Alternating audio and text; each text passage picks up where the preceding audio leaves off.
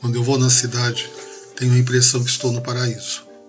Acho sublime ver aquelas mulheres e crianças tão bem vestidas, tão diferentes da favela.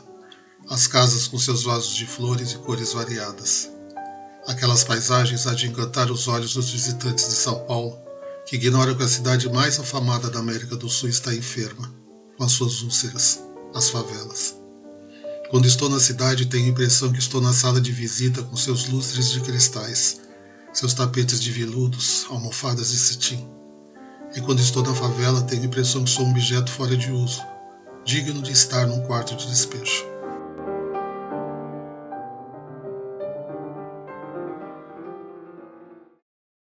Este relato de contrastes entre a vida miserável e abastada é muito bem descrito pela senhora Carolina Maria de Jesus. Ela mesma é uma prova viva do que é viver à margem da sociedade, distante de todos os privilégios que lhe foram negados até a época em que foi descoberta como escritora.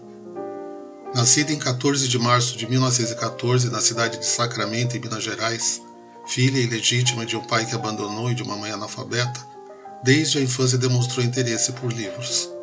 A escola frequentou muito pouco, até o segundo ano do ensino fundamental, o que mesmo assim foi o bastante para lançar as bases para a grande escritora que ela se tornaria um dia.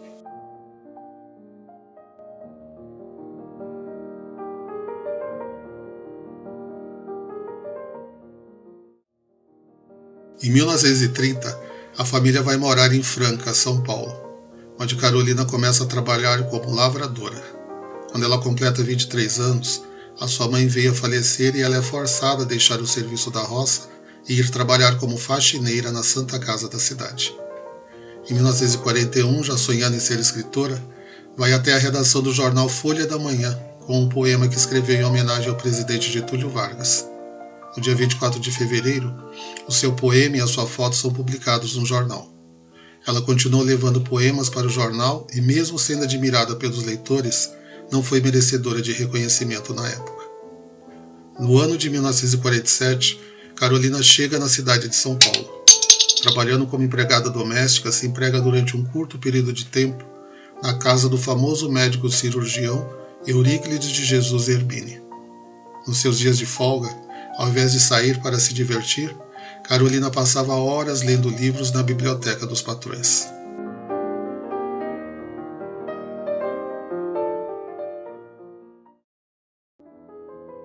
Carolina nunca se casou. Dizia que homem algum ia entender sua necessidade de escrever, pois estava sempre rodeada de livros, lápis, cadernos, onde registrava tudo o que a cercava. Em 1948, ela ficou grávida de seu primeiro filho, fruto de um relacionamento com um português que a abandonou. Como naquela época ninguém empregava uma mãe solteira, ela teve que ir morar na rua. Na época, o governador de São Paulo, Adhemar de Barros, estava mandando recolher todos os mendigos pelas ruas e despejá-los num grande terreno à margem esquerda do rio Tietê. Carolina passa então a morar neste local que ficou conhecido como a Favela do Canindé. Ali construiu seu próprio barraco e teve também os seus 3 filhos, João José, José Carlos e Vera Eunice, cada um de um relacionamento diferente. Nessa época, para se sustentar, se alternava entre o trabalho como empregada doméstica e catadora de papel, lendo tudo o que recolhia e guardando as revistas que encontrava. E tinha o hábito também de registrar tudo o que lhe acontecia em um diário.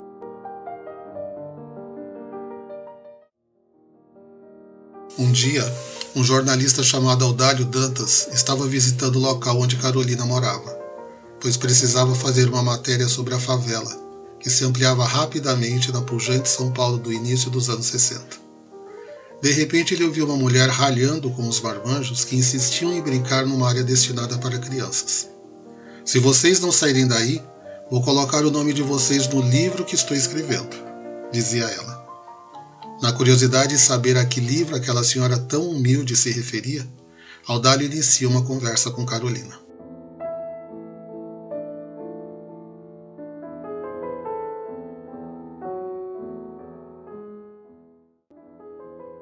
Mesmo com a resistência inicial da parte de Carolina, Audálio conseguiu adentrar o barraco em que ela vivia e lá descobriu um vasto material produzido por ela.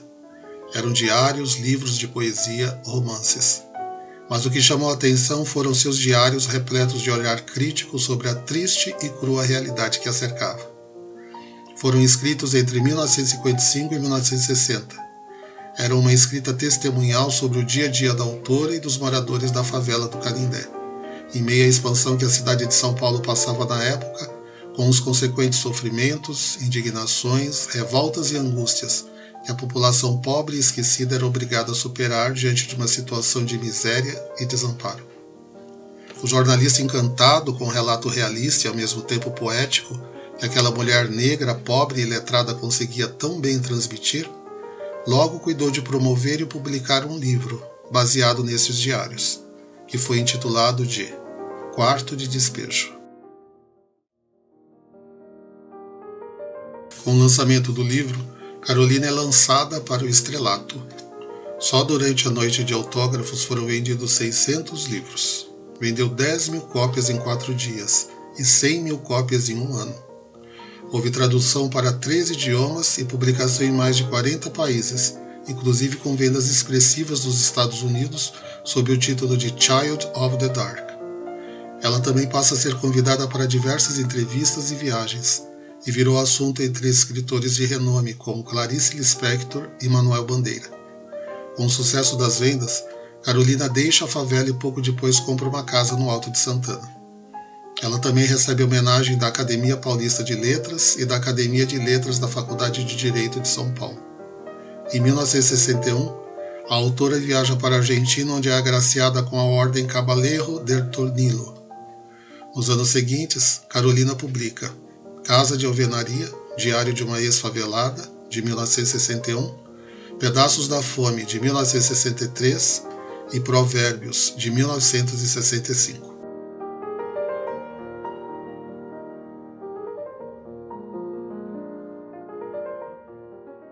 Apesar de ter vendido milhares de exemplares do seu primeiro livro, Quarto de Despejo, Carolina não usufruiu financeiramente o resultado disso como devia.